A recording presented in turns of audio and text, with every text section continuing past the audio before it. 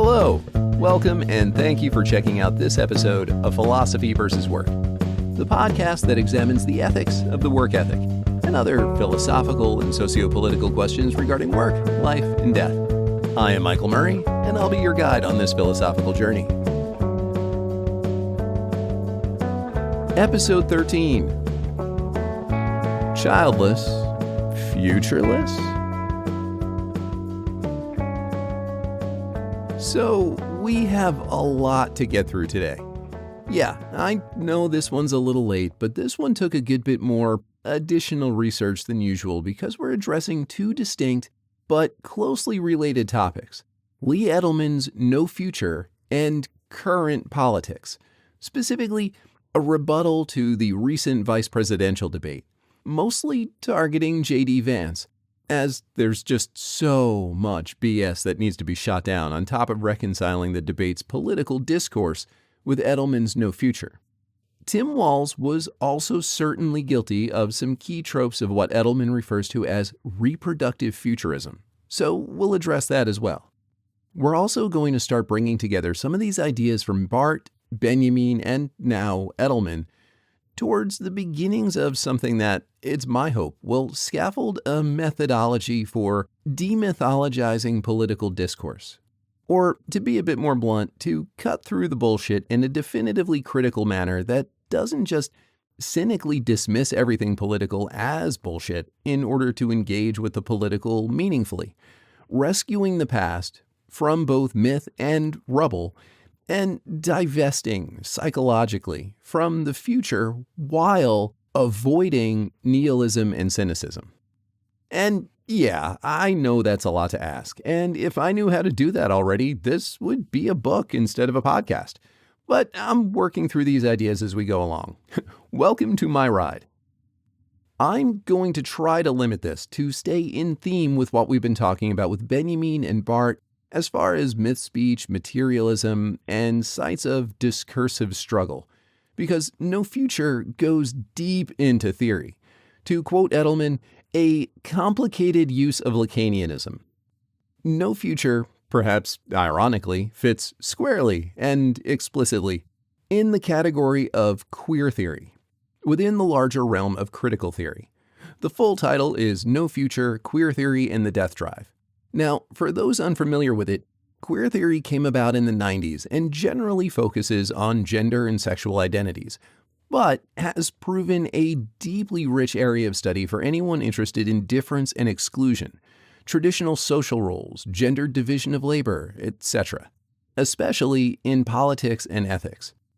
No Future is told from the perspective and lived experience of a gay man and his emphasis on queerness as a site of potential resistance to what he'll call reproductive futurism, which wasn't a new idea per se. Per Edelman, the idea had been percolating in queer theory for some time before he coined the phrase.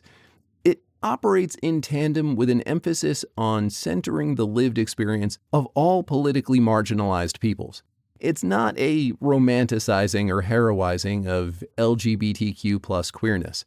Again, think queer as a representation of anyone that is different, external, even oppositional to what society would consider the norm, the punk rock of critical theory.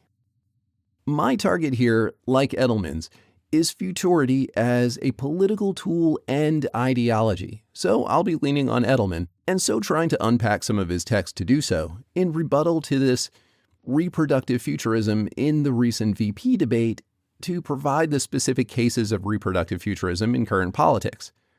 Also, while the book gets very heavy into Lacanian psychology, we're not going to be going that route, though we do need to address a little of it since it's pretty formative to the whole argument. I'm going to try to keep mostly to the myth or the figure of the child, to use Edelman's terminology, and the structure of politics as futurism, what that entails, and critically, whom it excludes. First, a brief on Lee Edelman, for those of you who have no idea who I'm talking about. I suspect unless you're studying something like psychology, philosophy, gender, or film or media studies, you have likely never heard of him. Edelman is a professor in the Department of English at Tufts University. Research areas being literary theory and film studies, specifically queer theory, psychoanalysis, and post-structuralism, which we'll get to when we get to Foucault and Deleuze and others writing in that period. PhD from Yale and author of 4 books including No Future and Bad Education, Why Queer Theory Teaches Us Nothing, which is meant positively in that nothing is actually something we need to learn. More on this in a bit. This is Lacan sneaking in again. Both of which put forward queerness as a negation, antagonism, resistance to our existing sociopolitical structure, which seeks to achieve community through subsumption and culturally, if not legally, compulsory assimilation. A kind of us and them that requires everyone to join the us or be labeled a political and cultural enemy of the whole. Now, for conservatives, this is pretty much explicit in their rhetoric these days. They've, since Trump anyway, given up the pretense of all America for our America. Liberals fall a bit more on the subsumption side than the assimilation side, but we'll get to that in a bit. I want to get to what Edelman has to say about utopia for the us and them in a politically liberal sense to make sense. Where Benjamin and others writing in a post-Hegelian Marxist tradition of historical materialism helps us grapple with history, and Barthes helps with tackling how language is transformed by myth, Edelman points to a real danger in the present as regards a politics of and political discourse organized around the future. Now, in the last episode, following Benjamin, I tried to make the point that we should only be reading progress as something that happens historically, and not something that does, or especially necessarily will, happen in the future. Edelman, on the other hand, aims to upend the idea of progress entirely, tying the drive in our politics toward an imagined future, not to a material history, but a sentimental imagined history. Where some read progress, like King's arc of moral history, as social conditions becoming better in the future, Edelman sees this psychological and emotional investment, a cathexis, in the future as the basis of all politics, as a deferral that abandons the present. So now we have to unpack a little bit of psychoanalytic theory. Edelman's argument is essentially Lacanian. So what do I mean by that? Well, without falling too deep down the psychology rabbit hole, and man, this is a deep, dark rabbit hole, it goes like this. One of the key psychological concepts coming from Freud is the death drive. Now, for Freud, this is one of the basic human drives, a principal desire of the brain for nothingness, to return to nothingness. In Beyond the Pleasure Principle, Freud notes that what the brain defines as pleasure is the lack of stimuli. The brain seeks stillness, quiet. It seeks to not think or conceive or process. Lacan defines lack differently. For Lacan, it is lack that drives us. Now, this is not a mere lack in the sense of not having something, but a sense of a lack of being, and is always associated with desire.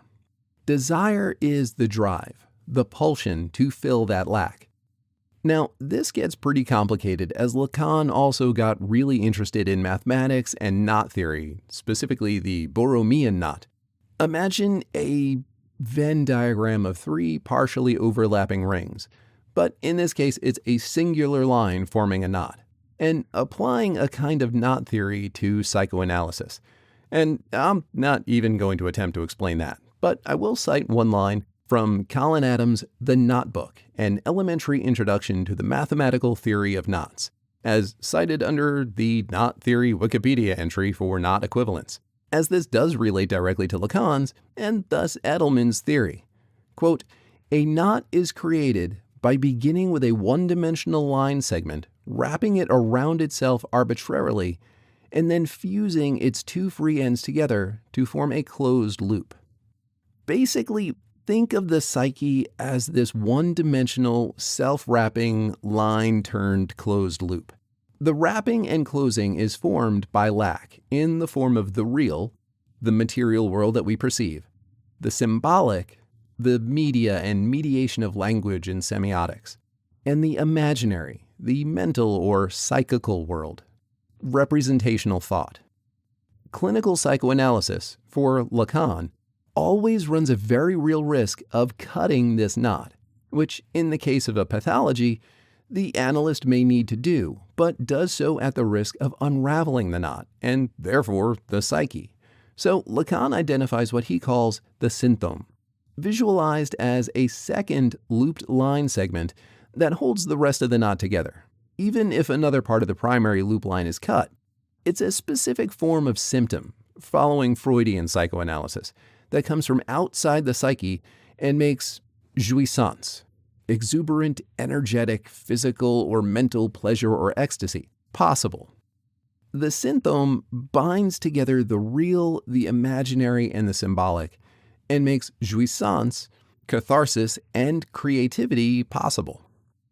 All right, I know that's a lot to take in, so here's the big takeaways to keep in mind for reading Edelman's critique of the political as reproductive futurism. Following Freud, the death drive, in opposition to Eros, the life drive, which seeks coherence and unity, seeks to undo connections, cut apart, destroy, to return to nothingness, which is what the brain desires. Paradise not as heaven, but as nirvana. Following Lacan, lack, as lack of a sense of being, is a fundamental driving principle, a pulsion. It, as opposed to Freud's death drive, is the basis of desire. The psyche engages with the world via the real, the symbolic, and the imaginary, and the synthome is what binds them all together. Critical analysis always runs a risk of destroying that which is being analyzed. Side note, Deleuze and Guattari, a former student of Lacan's, will push on this really hard in what they term schizoanalysis, in Anti-Oedipus, Capitalism, and Schizophrenia, which we'll get to one day. That may be a whole arc on its own, though. It's, dense. And lastly, that Edelman holds up two particular figures. The queer, the real, in opposition to the heteronormativity of reproductive futurism, and the child, the symbol of the imagined reproductive futurism. Flashback time. Back when we were focused on Barthes, one of the examples used regarding signifiers and signification was the use of flowers, as opposed to rocks or stacks of paper, as tokens that mean one's affection for another. Another sign he references is a black pebble. Quote, "Take a black pebble. I can make it signify in several ways. It is a mere signifier. But if I weight it with a definite signified, a death sentence and an anonymous vote, it will become a sign." End quote.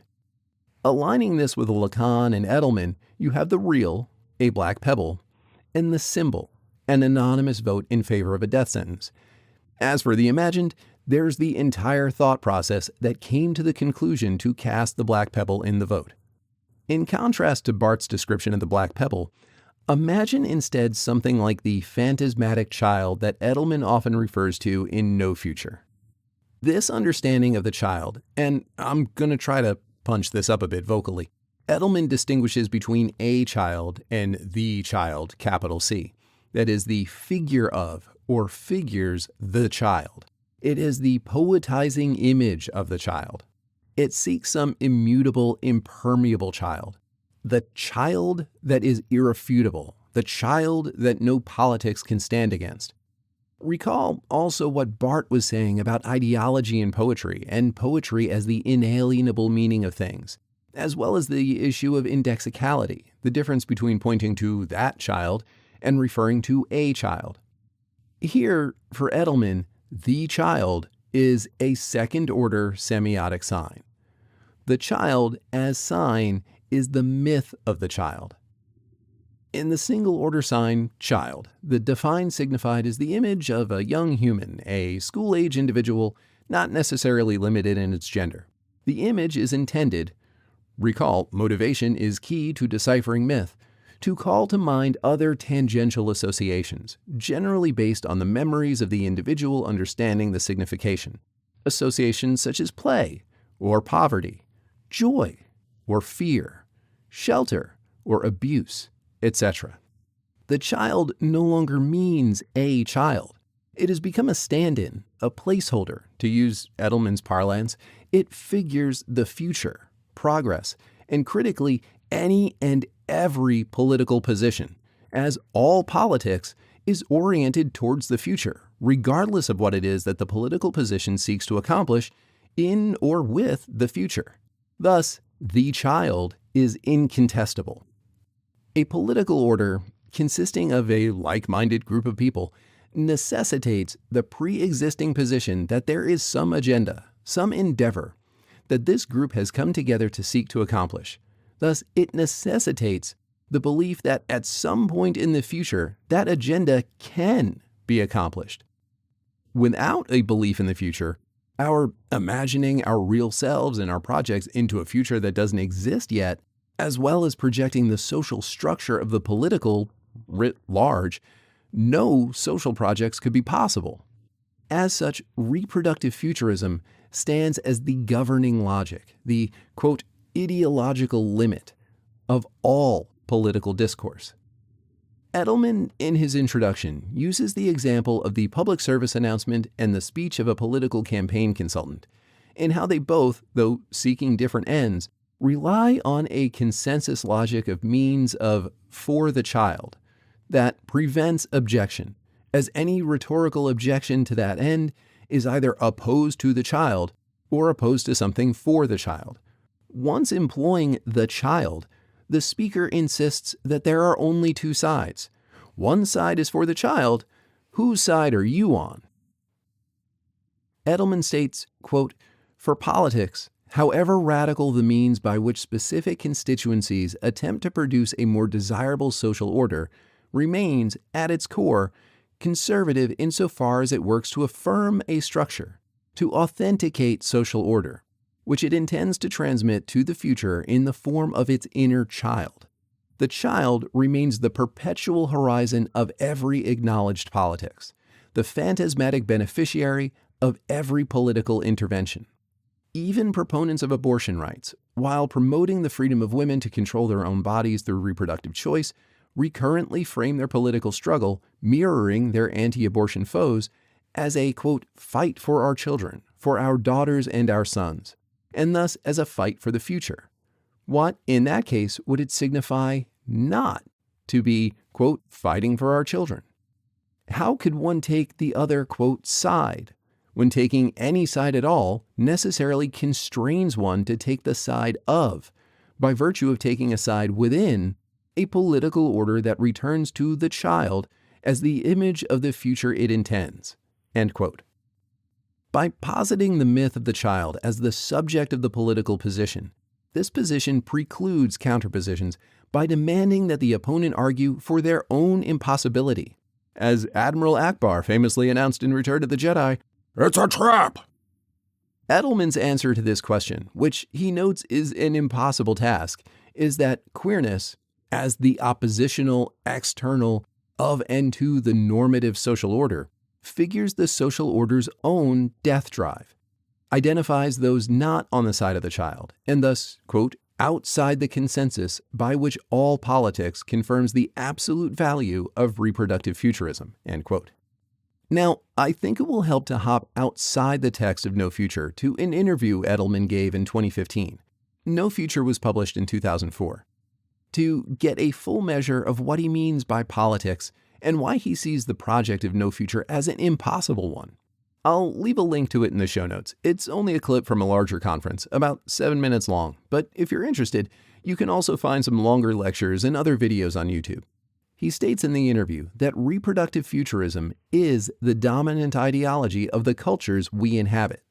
All politics, as we know it anyway, and as Edelman argues, that we can know, are derivative of and or subservient to reproductive futurism. As regards the impossibility of the task he set out for the text, he states in the interview that, quote, there is only politics because of impossibility. He continues, and this gets us back to utopia as well.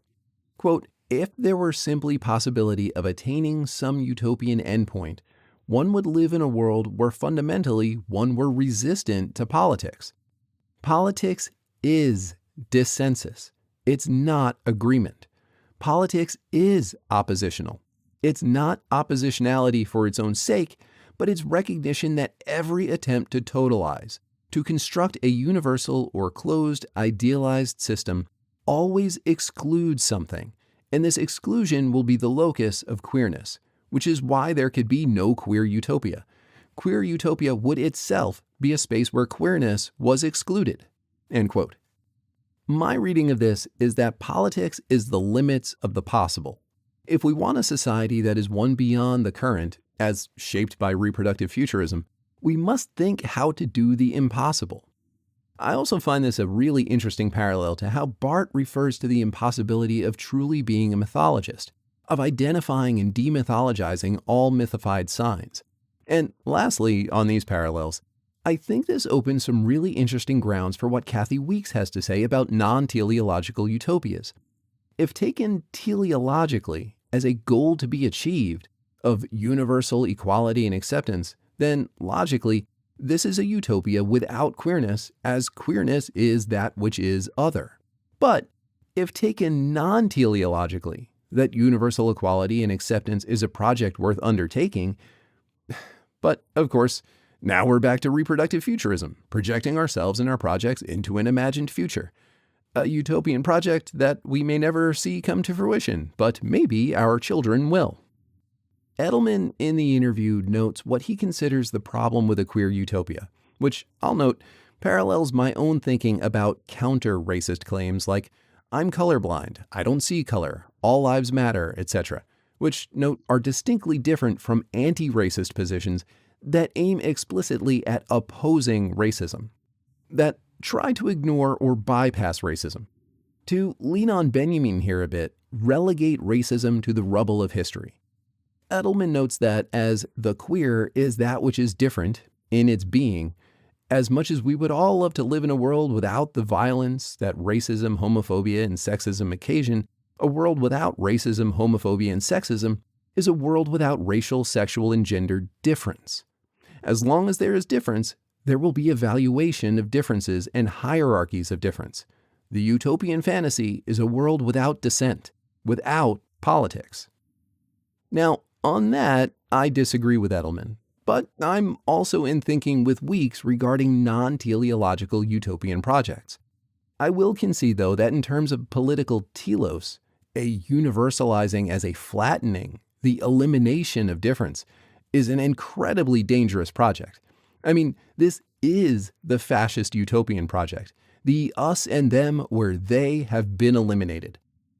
However, and I'll give a quick nod to Star Trek again, there's a difference between trying to conceptualize something better and abandoning the project by allowing, as they say, the perfect to be the enemy of the good.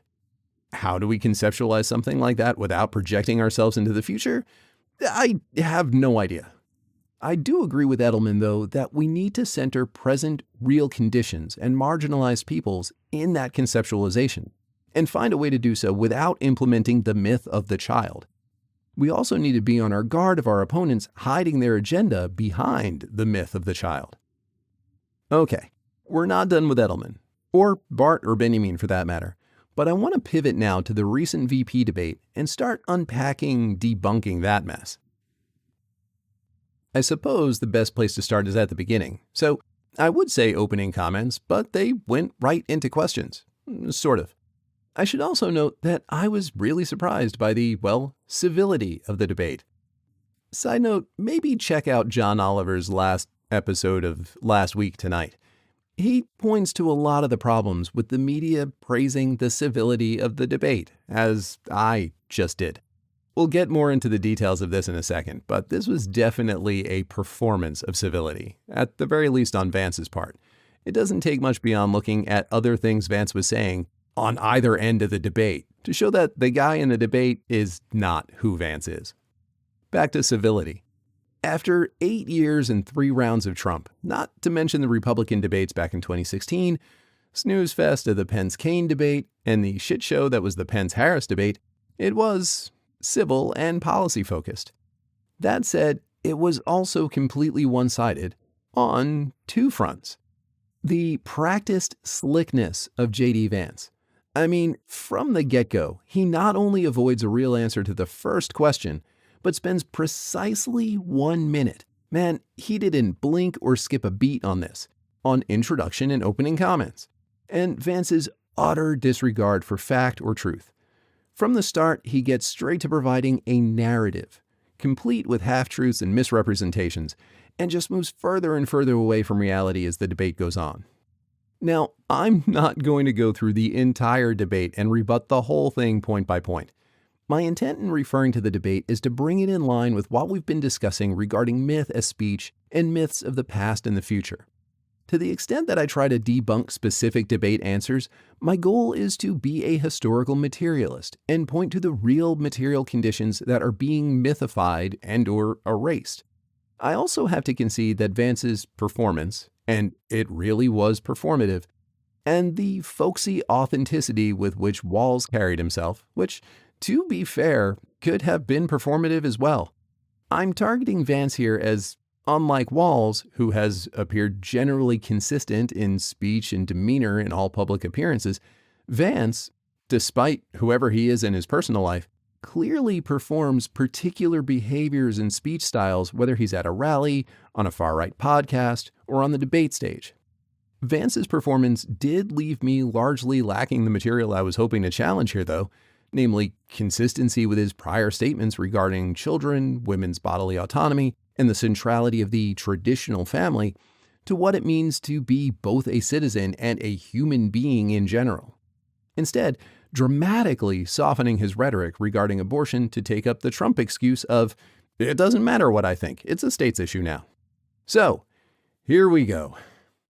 Right from the start, Vance opts for sculpting a narrative over answering questions.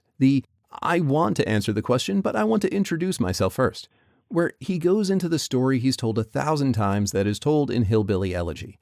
He notes he needs to do this because the American people don't know who he or Walz are. Now, to be fair, he's fairly right about Tim Walz. Walz's national name recognition was incredibly low prior to the DNC. But Vance is a best-selling author. Hillbilly Elegy was optioned for a feature film on Netflix, directed by Academy Award-winning director Ron Howard. And he's been all over Fox and right-wing podcasts for a few years now, even given his brief time in public office. If you're a conservative or a Republican or watch Fox News, reminder, despite their constant droning on about how mainstream media is liberal media, Fox has a market share of nearly 50% of the cable news market for over 20 years. They are the #1 news outlet in the country, with, per Statista.com, more than triple the primetime viewers of CNN. You likely know who J.D. Vance is. Despite that name recognition, though, his approval polling prior to the RNC was at 25.6% favorable. And as of most recent polling on 538, his approval is up to 35%. But his unfavorables are also up to 45.1%. Compared to Walz, who, prior to the DNC, polling showed 9 of 10 Americans either didn't know enough about him to have an opinion, or they just had no opinion of him either way. Who, since the DNC, his favorables are up to 40.5%. We'll come back to this in a bit, since the core of Walz's image is centered in reproductive futurism. Okay, next up, Vance's comments on Hurricane Helene disaster assistance. Since the debate, Vance has been in lockstep with Trump's flagrant lies about lack of aid, inability of governors to get in touch with Biden, and the government not having any money for aid because it was all given to migrants. At the time, though, it was a quick non-answer of hearts and thoughts are with the victims. We have no action plan, but we're thinking about you, which is some high-level violence of hope rhetoric if I've ever heard it. This gets chalked right up there with thoughts and prayers in the wake of a mass shooting, followed by Trump will put citizens first. As Vance continued to do throughout the debate, he deferred to the success of Trump's time in office. Well, here's another instance where we have material history to refer to instead. In 2017, in the wake of Hurricane Matthew, Trump denied 99% of the relief requested by North Carolina Governor Roy Cooper. Now, granted, Matthew struck in September-October 2016. Then President Obama approved emergency declarations for Florida, Georgia, North and South Carolina. However, the federal aid and recovery was still in process of declaration and approval after the election and well into 2017. Aid was provided to Florida, Georgia, and South Carolina, all red states with Trump-loyal Republican governors. Similarly, federal aid was held up and almost completely denied to California following the 2018 wildfires, And only recently have former Trump aides come forward to state that the aid approved was only approved after Trump was given numbers on how many people in California voted for him. There's a write-up in Politico if you're interested in the details here. So, sure, Trump may put the citizens first, presuming, of course, they're Trump voters in red states or counties. Otherwise, you're likely on your own. Now, Vance spent most of the debate blaming migrants for everything from gun violence to housing costs to school budget shortfalls to inflation. It would just take entirely too long to attempt to refute these on a case-by-case basis. But I will note, this is just classic scapegoating. We are the real citizens. They are the invading enemy. They, the other, don't look like us. They don't talk like us. They don't eat the same food, smell the same way, wear the same clothes, go to the same churches, etc., and on and on. They are to blame for all of our problems.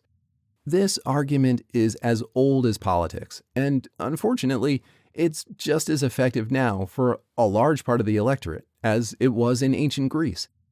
I was recently reminded that Aristotle commented on the same kind of rhetoric as regards tyrants, but suffice to say, I didn't study much classical philosophy. What I did focus on was, briefly, Plato. As an existentialist and someone interested in the impact of digital media in contemporary art, especially 3D printed sculpture and computer animation, and specifically refuting Plato's essentialism. I also studied, though to a lesser extent, Epicurus as regards aesthetics and his informing marks on historical materialism. So, this is an idea I'd like to come back to at some point, but I do need to do a good bit of reading up on it first. Or maybe find someone who knows more about it and have a few drinks with them over the mic. We'll see how things go. Alright, so that brings up two areas I really need to push back on Vance on.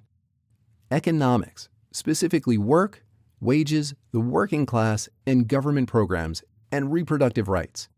Here we get to address how Vance really swings for the fences on distorting history, where he's not outright erasing it and committed to the myth of the child in reproductive futurism.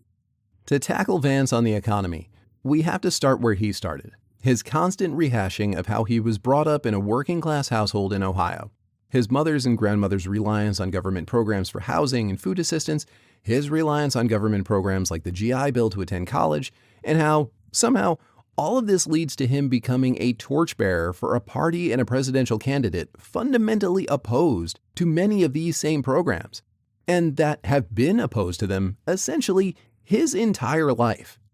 So, J.D. Vance was born in 1984, an election year, and one that resulted in Ronald Reagan's second term. He joined the Marine Corps at 17 in 2003. So, for our purposes, I'm seeing his childhood or upbringing years as 84 to 2003. During that time, the U.S. had four presidents: Reagan, George H.W. Bush, Bill Clinton, and George W. Bush, 3 Republicans, 1 Democrat. So here's some economic data for you. I'll put some links in the show notes, but for those interested, I'm getting these figures from the following sources: the U.S. Census Bureau, the Social Security Administration, the U.S. Bureau of Labor and Statistics, the World Bank, and reporting from USA Today. That last one for an article on what U.S. households are currently spending on groceries. Let's start with GDP, Gross Domestic Product, a standard measure of the U.S. economy as a whole. I figure this makes for a decent starting point to see how the whole country is doing economically before getting down to things like inflation and poverty.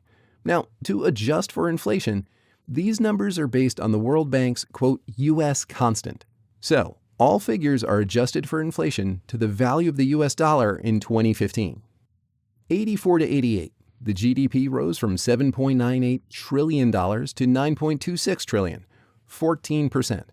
From 88 to 92, under Bush Sr., 9.26 to 10.12, 8.5%. From 92 to 2000, under Clinton, 10.12 to 13.72, 26%. And from 2000 to 04, under Bush Jr., 13.72 to 15.04, 8.8%. Now, to make this a little more politically fair, I'll go ahead and give the data for both Reagan and George W. Bush's terms, since Clinton's measured period is 8 years. From 80 to 88, we get 7.06 trillion to 9.26, about 24%. And from 2000 to 2008, 13.72 to 16.33 trillion, 16%. Overall, during Vance's childhood, the U.S. economy grew 47%, with the largest period of growth under Democratic leadership, under Clinton, with Reagan a close second, though the bulk of that growth occurred between 80 and 84, before Vance was born. Okay, so what about inflation itself? From 84 to 2003, inflation ran from 4.3% to 2.27%, peaking in 1990 at 5.4%. Side note, inflation from 2016 to 2020, during Trump's term, ran from the 0.12% he inherited from Obama.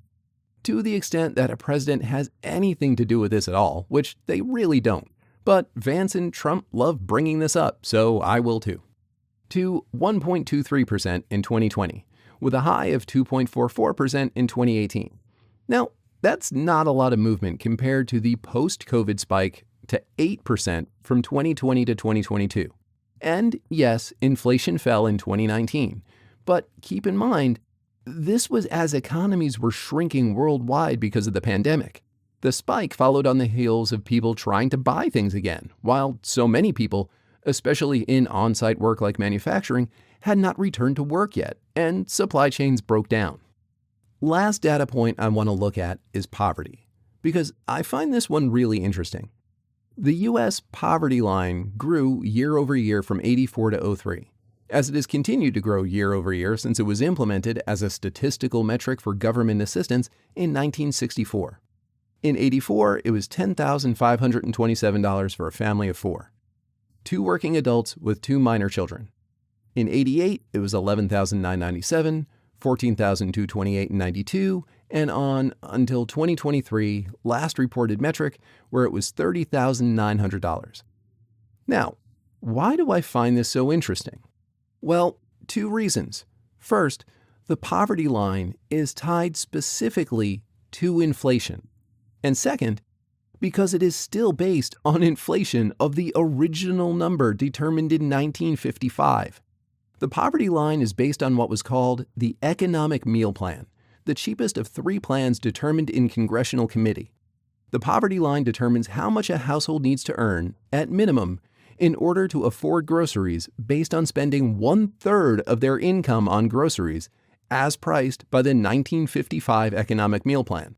So, in theory, if you have a family of 4 and you are taking in a combined $31,000 per year, congratulations, you are not in poverty. You can comfortably afford to spend $10,000 a year on all the groceries you need as determined for healthy food in 1955. Now, granted, we're talking about economic data rather than philosophical theory, but this is a key area where it pays to be a historical materialist. Now, perhaps, and I'm not going to go any further down this rabbit hole to get specific figures, but let's just say that in 1964, it was reasonable to expect someone to still be able to afford basic necessities like clothing, shelter, basic utilities, etc. on the remaining $7,000 you had left after groceries. If you have 2 working adults and 2 children to take care of now, and you're spending $10,000 on groceries, that leaves you $20,000 for the year for rent or mortgage, car payment, cell phones, internet provider, because let's be honest, it's a basic necessity for work and education. It's not an expendable entertainment or some other such discretionary line in the budget. Insurance payments, etc.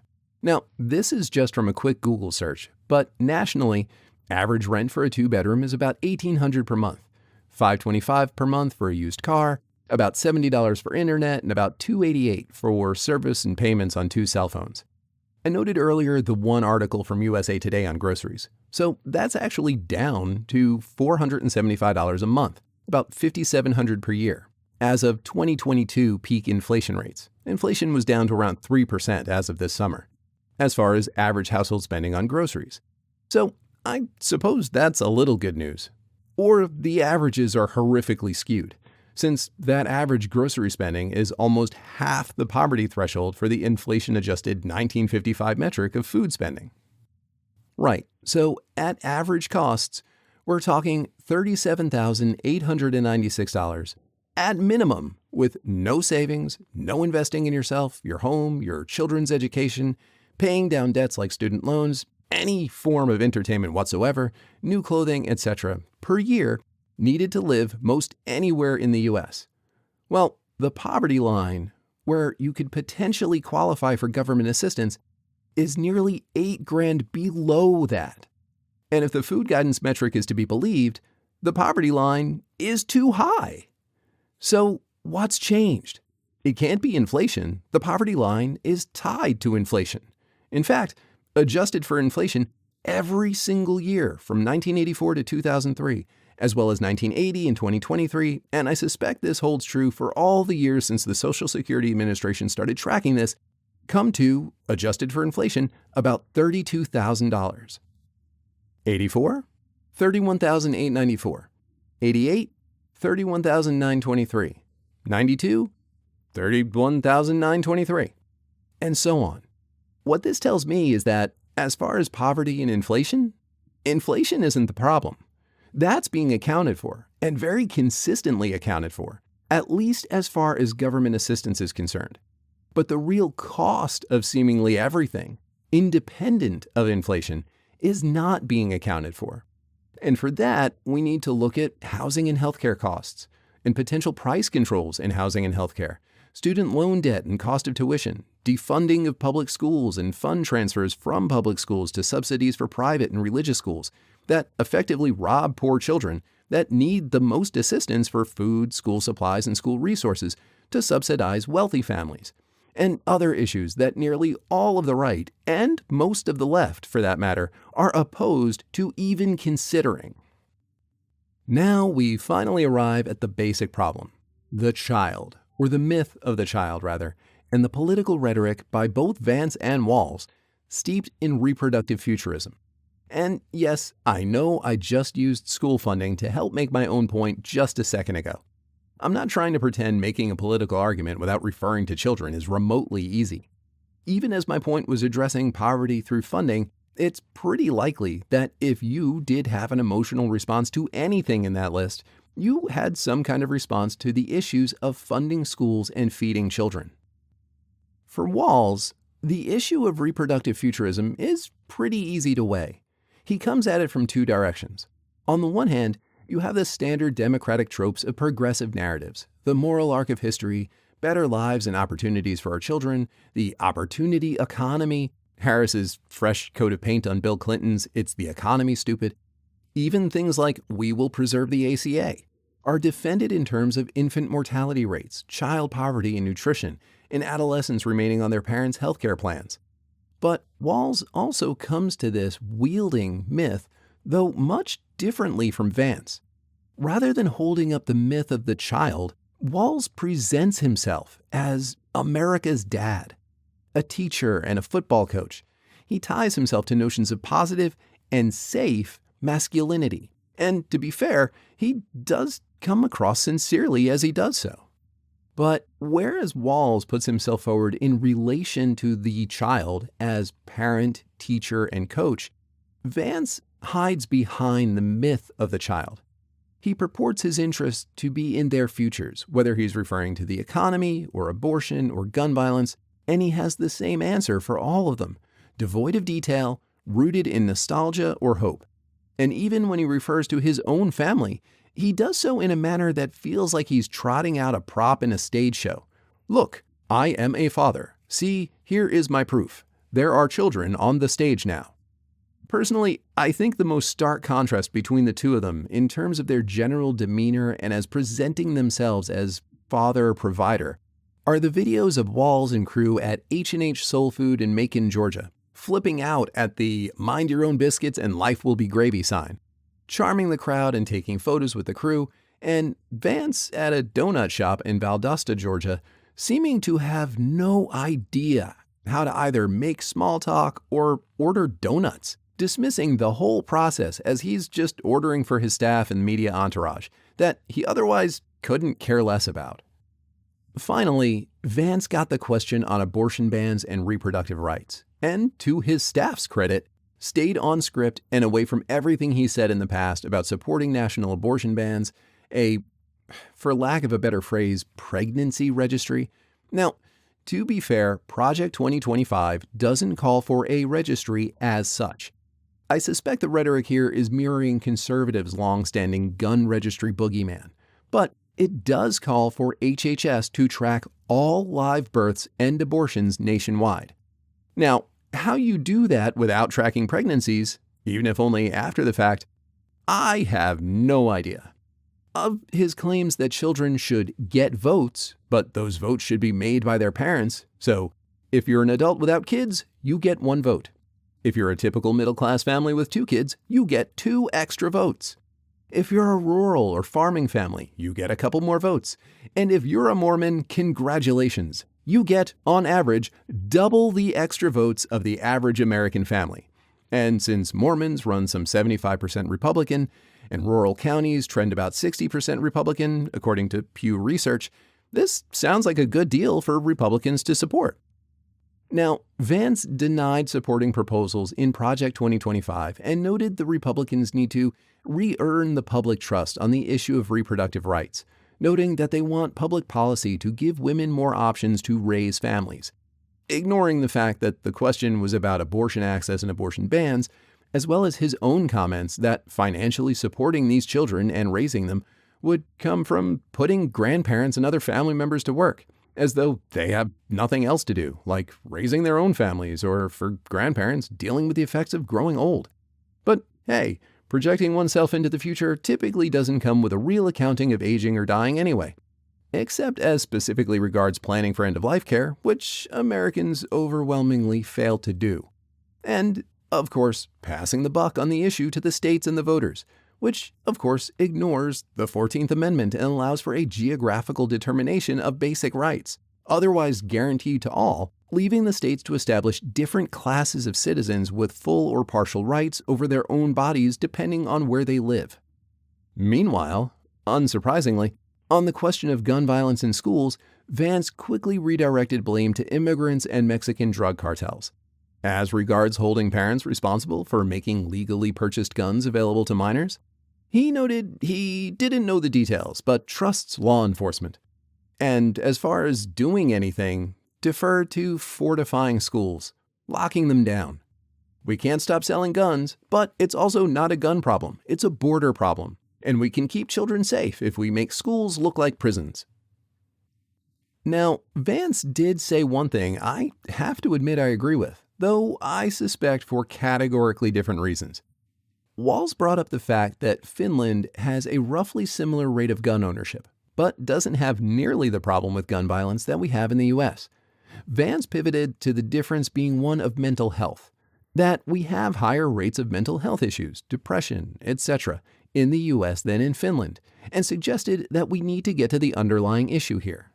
Well, on that, he's right. But if you take a look at the social life in the US and Finland, I don't think he's going to find what he's looking for to explain their lack of gun violence, especially if gun violence is also simultaneously the result of a migrant invasion and mental health crisis. So, differences in Finland to the US? Workers in Finland are entitled, by law, to 30 paid days vacation per year. The US? 0. School? Free at all levels in Finland. Meals and transportation, if the students live far enough away, are paid for. University tuition is free, though books, room, and board are paid by the student. Maternity and child health? Free. All other healthcare is paid, but publicly supported with private options. A doctor's visit costs, at most, €23, about $25. Day surgery is capped at €135. Parental leave? Available for 320 workdays, partially paid, per child, available to both parents. They can take them divided equally or can transfer up to 63 days to the other parent. Maternity leave can be taken 30 days in advance of the expected delivery of the child. Mothers in the EU also get a maternity grant of childcare items or €170. And again, the maternity and child health care is free. The US? Yeah, FMLA protects you from being terminated by your employer for up to 12 weeks. There are no provisions for pay or health care. Okay, so let's bring this back to Edelman, Benjamin, and Barthes, starting with Barthes and some choice phrases from Vance. I'm gonna keep picking on Vance here, because man was he guilty of using myth as speech in his performance. Walz is a bit more complicated here. There's definitely an argument to be made for Walz leveraging myth in how he appears. at least far more so than in how he speaks. Walz's choice of phrasing was far less practiced, far less slick than Vance's, which, to many pundits, actually gave Vance the advantage. I've heard the same thing from nearly every outlet that carried it. If it were being judged under the terms of a high school debate team, Vance won. Because that criteria gives the advantage to style, smoothness, practice, confidence, basically rhetoric, as would have been recognized by Aristotle and Plato, and deeply scorned by Socrates. Essentially, style over substance, especially where the moderators aren't, except in flagrant cases, pushing back on any false claims. Walz, in his plain Midwestern folksy speech and off-the-cuff delivery, definitely presents as the image of the guy next door, the typical suburban dad, the guy in the neighborhood whose house you go to watch the game. As to whether that's really who Tim Walz is, or if that's a practiced political persona, personally, I have no idea. I suspect most Americans don't, which is a potentially huge political advantage over someone like Donald Trump, that has spent the past 40 years projecting an image of self as brand, and an incredibly well-known one, whether you love him or hate him, and he thrives on both. Side note, if you want to get an idea for the kind of person Trump is without having to watch more Trump, check out the recent Netflix documentary on Vince McMahon, the infamous, now former head of the WWE. McMahon's family history, his rise from nothing to billionaire, a story Trump purports but has been proven categorically false, his emphasis on his plainly immoral decisions being just business, and love of what the wrestling world calls heat, the pile-on of aggressively negative attention that a good heel or villain inspires in the audience, has some real mirrors to Trump, who McMahon had a close business, personal, and political relationship with. I'd also note, even trying to ignore everything known about Trump's past and his own prior civil conviction, I find it all but impossible to believe that Trump's close ties with the likes of Jeffrey Epstein, convicted sex offender, Harvey Weinstein, convicted abuser and facing new charges, and Vince McMahon, accused of assault and trafficking multiple times and currently under federal investigation, among others, is just mere coincidence. Guilt by association isn't guilt legally speaking, but we, as human beings, tend to surround ourselves, for good or ill, with like-minded peers. Right, Vance and Bart, etc. Now, plenty has already been said in the media and in the public sphere about racist dog whistles from the Trump campaign, the emphasis on the bad migrants and illegals coming from Mexico, Central and South America, or their latest favorite target, Haiti, though they never have anything to say about white Europeans that overstay their visas, or anyone entering illegally from Canada, or the involvement of Russian and Russian mob criminal activity in the US, a great deal of which happening in the political sphere. And incidentally, in favor of Republican candidates, though Putin, to the extent he's admitted to it, has noted his interest in fomenting discord in US politics, rather than actually favoring any one candidate or party. But I want to look at one particular phrase Vance used in the debate, as regards seizing federal lands to develop as housing. Now, this isn't land the government is going to develop. It's land that belongs to the public that they want to sell to private developers. These federal lands are largely in the middle of nowhere. There's no infrastructure, no schools, no roads, no jobs, no sewer or water or power or internet. It's utter nonsense that anyone could think this could in any way address the affordable housing crisis in the US. Someone please tell me how building a town in the middle of the Nevada desert, or the parts of the Appalachian Mountains that have, for the past 200 years, been considered too remote, too heavily forested, or too rough, rocky, cliffsides, etc., are going to do anything to reduce the cost of housing in New York or LA, or Charlotte or Atlanta, San Francisco, Boston, etc. Now, Vance and Trump have previously tied housing affordability to expanding oil drilling and resource extraction. So if their proposal is that they want to seize and sell federal lands, another side note, I'm really curious how the federal government goes about seizing federal lands, and from whom, if not from themselves. So it's my thinking there's misspeech at work here too, phrasing in terms of making themselves sound like outsiders taking from the government, while they are campaigning to lead that same government. If their proposal is to sell federal lands for housing development around federally protected lands they intend to reclassify for resource extraction, well, that's something altogether different, and the motivation here clearly isn't addressing the affordable housing issue so much as propping up oil, coal, and other resource extraction ventures. So, here's Vance's really loaded quote. And again, this is in the context of proposing policy that will make housing more affordable. Developing federal lands for housing is, quote, building more homes for the American citizens that deserve to be here, end quote. This is where we need to stop the turnstile, dissect, and critically analyze what's being said. Recall, if we want to get to the meaning of myth, we need to identify the motivation of the speaker. Here's some questions. Who are the American citizens that deserve to be there?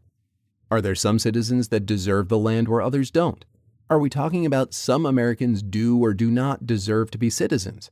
Trump and Vance, among other Republicans, have made clear on prior occasions they want to do away with birthright citizenship. So that even if you're born in the U.S., you're not necessarily a citizen. If they can pull that off, thankfully unlikely, even with this current Supreme Court alignment, as it would explicitly and flagrantly violate the 14th Amendment, though, again, Project 2025 certainly pushes forward as though the Civil War amendments don't exist. And this court certainly doesn't seem to care about protecting civil rights and liberties. Or are we talking about the place itself? Are there American citizens that somehow have a greater claim to the land? Federal lands means we, all American citizens, all own that land in common, and its management is, supposed to be, entrusted to the federal government. If some citizens have a greater claim, how? Why? And ultimately, who gets to determine who these deserving American citizens are? Even if we want to claim this is the natural result of democratic processes, should Trump-Vance win and they implement something like this, does democracy mean that 50% plus one American citizens can vote to steal the public property of all other American citizens? I would hope not, but there is a real danger that this is precisely the case. At the very least, it's precisely what is at risk. And the irony here is really rich, given one of the oldest arguments from the right is that any form of taxation is a theft of private property. Also, I should note, it's unlikely a Trump victory would be a legitimate majority of the electorate. Keep in mind, the Republican Party has not won the popular vote since 2004, and despite Bush having been the incumbent, had lost the popular vote in 2000. And as far as GOP control of the House, they won by a margin of less than 3 million votes, compared to a Dem winning margin in 2020 of about 5 million votes. Or 2018, where they won the popular vote by almost 10 million votes. At no point in the past century have Republicans come anywhere close to that kind of margin. When Republicans won control of the Senate in 2018, they lost the popular vote 34.6 to 52.2 million and gained 2 seats. 59% of the country that voted Democrat only to have an even smaller minority in the legislature. The last president to win with that large of a majority was Nixon in '72. And, of course, he resigned in disgrace a year and a half into that term. We already engaged in quite a bit of historical materialism looking at Vance's hillbilly elegy version of the American dream, and looking at some actual economic data from '84 to '03 under Republican and Democratic leadership. So let's go ahead and wrap this up by going back to Edelman. What makes Trump and Vance, and a lot of current Republican rhetoric, so seductive is, like religion, it offers simple, reassuring answers and clear, blameworthy villains to complex problems and obstructions that have no one person or class of persons to blame. People want certainty, and the more uncertain, the more precarious life seems, the more they cling to, the more desperately they reach for simple-sounding solutions and the leaders that offer them. If you're confused as to why there's so much misinformation coming from the right regarding disaster relief right now, and private citizens claiming to fly private helicopters and getting told to turn away by governors and legislatures, it's because there is a real political advantage to drumming up that uncertainty. I've mentioned before that, as far as worldview, I'm an existentialist. During that Existentialism spring break in Paris seminar, we met regularly throughout the semester, but spring break was an intensive. We had class every day for 3 hours, and we were, at this point, about 70% through the required reading materials. And about midweek, the undergrads started to get it. That the precarity, instability, and contingency of life is the point. The basic meaninglessness of life and the incredible freedom and responsibility that entails. They started joking in full 2018 social media fashion, having a blast in Paris, hashtag life is suffering, and hashtag condemned to freedom, wish you were here. It was fun to watch. In the final chapter, also titled No Future, Edelman uses the Hitchcock film The Birds as a case study in queerness, the death drive, and narrative meaning. In response to the scene in which a bird attack survivor belts out, "Why are they doing this? Why are they doing this?" He states, quote, "But why, we might ask, need we still ask why?" And citing film critic Robin Wood, notes Robin had observed that the film is quite insistent that either the birds can't be explained or that the explanation is unknown. Wood then went on to argue, persuasively, that the birds are a concrete embodiment of the arbitrary and the unpredictable, of whatever makes human life and human relations precarious, a reminder of the fragility and instability that cannot be ignored or evaded, and, beyond that, the possibility that life is meaningless and absurd. The narrative that raises meaninglessness as a possibility, after all, necessarily bestows a particular meaning on such meaninglessness itself.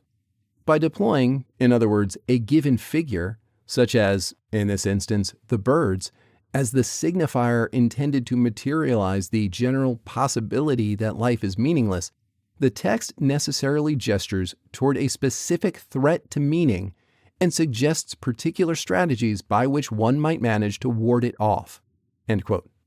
Though it didn't come up in the debate, one of Vance's recurring tropes on conservative media and before far-right Christian audiences, like the town hall he held the weekend just prior to the debate in a talk with Christian nationalist movement leader Lance Wallnau, is the trans community. And par for the course, Vance deferred to the centrality of the child and that they're under threat by the very concept of trans persons, griping that children don't know basic arithmetic, but they know there's 86 genders. Under threat, our way of life. The figure of the victim, the child. The phantasmatic threat, transgenderism. The threatened place, public schools. I'm almost surprised folks like Vance, Wallnau, and the crew of Fox and Friends haven't started holding up the birds as their own anti-queer horror metaphor. Okay, recall Edelman's theory is Lacanian, in that the human psyche's functioning and relation to the world is the real, the imaginary, and the symbolic. This relates closely with Barthes's semiotics of culture of signifier, the mental acoustic image, plus signified, the concept, equals sign, the concrete word or image. Edelman identifies the image of the child as signifier intended to materialize reproductive futurism. The meaning of life, politically, is the child. But not any child specifically, and potentially excluding some children specifically. The mythical image of the child, empty of specific meaning and refilled with motivated concept. Vance, though he managed to largely stay away from his prior rhetoric of abortion bans and childless cat ladies, still made consistent and powerful use of myth speech as far as the migrant as villain, the deserving citizen, our America, PhD holding elites with no common sense, itself a reduction of intelligence from something to aspire to only holding value at the lowest common denominator. Walz, similarly, though to a very different extent, leveraged reproductive futurism and the myth of the child in his very bearing and presentation as dad, teacher, coach, veteran, as well as forward-looking rhetoric around an economy of opportunity.